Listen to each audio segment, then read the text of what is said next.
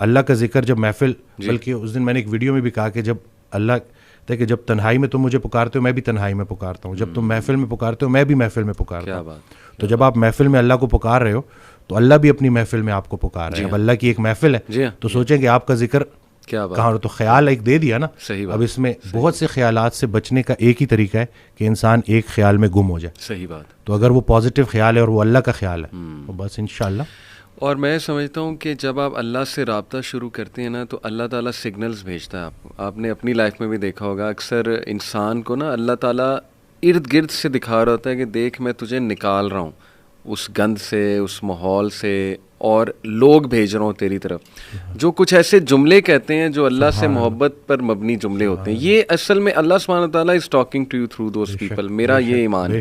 کوئی ویڈیو آپ کے سامنے آ جاتی ہے, کوئی لیکچر کھل جاتا ہے آپ کے سامنے, کوئی میسج آ جاتا ہے, ٹھیک ہے نا, آپ انسٹا دیکھ رہے ہوتے ہیں, اچانک ایک پوسٹ صبر پہ آ جاتی ہے, کچھ اور آ جاتا ہے. یہ اللہ کی طرف سے میسیجز ہوتے ہیں بندے کے لیے کہ تو میری نظروں میں ہے, اور بندوں کے ذریعے آتے ہیں. بندوں کے ذریعے. ایک شعر تھا کہ جب سے سنا ہے یار لباس بشر میں ہے, اب آدمی کچھ اور ہماری نظر میں ہے.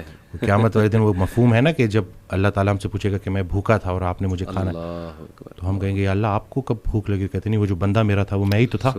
تو یہ بس ساری کی ساری بات اسی میں ہے کہ بس اگر اللہ کے قریب ہونا ہے تو لوگوں کے, اور پھر خود کو بھی بچانا ہے اور دوسروں کا بھی خیر, کہ پہلے خود سے شروع کرو. تم وہ باتیں کیوں کہتے ہو جو خود نہیں کرتے؟ صحیح بات. اور جب پراپر آپ اس کے اوپر آ جاؤ پھر اس کے بعد لوگوں تک کنوے کرو.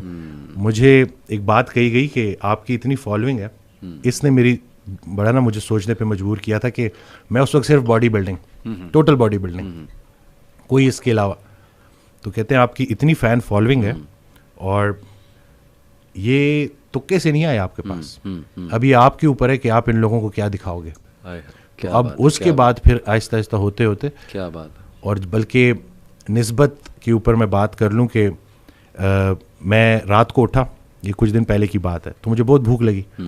اب میں نے انٹینشنلی نہیں لیکن میں نے 3 کھجوریں کھا لی. صحیح. ٹھیک ہے. تو اب اگلے دن جب میں گیا تو پیشنٹ آیا. صحیح. تو پیشنٹ سے اسی طرح ڈائٹ کے اوپر بات ہو رہی, تو وہ بڑے تھے عمر میں, تو انہوں نے کہا کہ میں آپ کو ایک بڑی مزے کی بات بتاؤں کہ رسول اللہ صلی اللہ علیہ وسلم نے ارشاد فرمایا کہ 3 کھجوریں پوری خوراک ہے. تو میں نے ان کو کہا کہ میں نے کل رات آخری چیز جو کھائی ہے وہ 3 کھجوریں, لیکن میں نے نسبت سے نہیں کھائی تھی. سبحان اللہ. آپ نے آنے کے بعد نا, آپ نے جب یہ بول دیا نا تو مجھے آپ نے میری سوچ ہی بالکل ہے, کیونکہ آپ نے مجھے ہدایت کیا ہے, ہدایت یافتہ سے تعلق. صحیح. ہمارے سارے مسئلے حل ہو جائیں اگر ہمیں رسول پاک صلی اللہ علیہ وسلم کی عملی محبت نصیب ہو جائے. ہم عملی محبت کے مطلب صرف محبت نہیں, عملی محبت. صحیح بات. دشمن کو معاف کرنا ہے, اسی طرح سے ہر پریشانی اس پہ صبر کرنا ہے, اور صبر کو شکر میں کنورٹ کرنا ہے انشاءاللہ.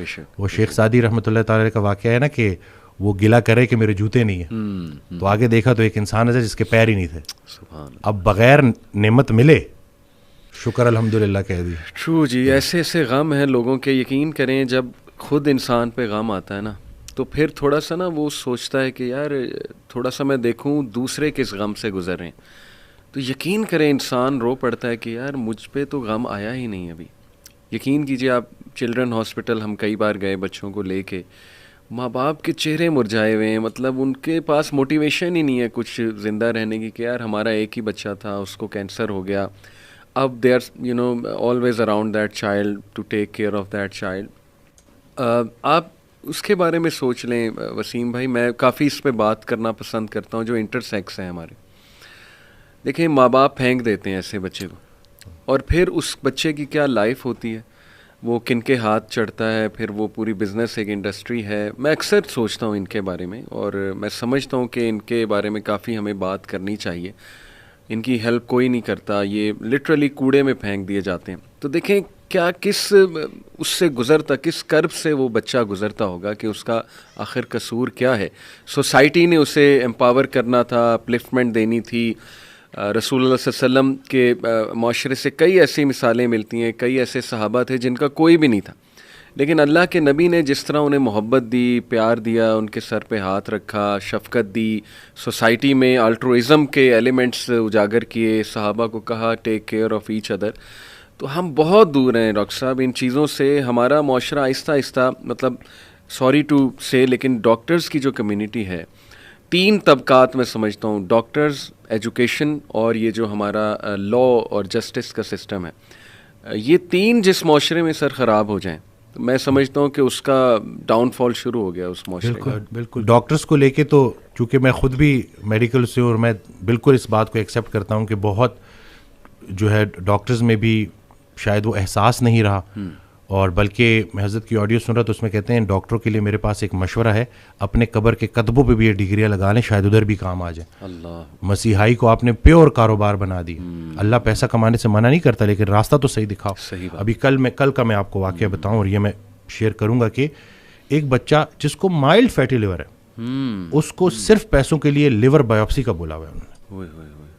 اب یہ اگر ظلم نہیں ہے تو پھر کیا ظلم ہے؟ اور یہ پھر میں نے اس کو میں نے کہا کوئی ایسی بات نہیں ہے, یہ تو ڈائٹ آپ تو میں شاید اس کو گریڈ 1 بھی نہ بولوں, یہ ویسے ہی انہوں نے آپ کو ڈرا دیا ہے, تو ایسا کچھ بھی نہیں ہے. تو اب یہ ہو رہا ہے. خیر ہم بھی میں بھی اپنی ویڈیوز کے ذریعے جو کام کرنا چاہ رہا ہوں کہ لوگوں کو کم از کم آدھا ڈاکٹر بنا دوں کہ کم از کم یہ شیر کے منہ میں جانے سے ایٹ لیسٹ اگر جانا بھی ہے تو تسلی کریں, سارے ڈاکٹر برے نہیں ہیں, بہت اچھے بہت زبردست ڈاکٹرز بھی ہیں, لیکن وہ سسٹم ایسا بن گیا ہے نا کہ جس میں مراد دی جاتی ہیں.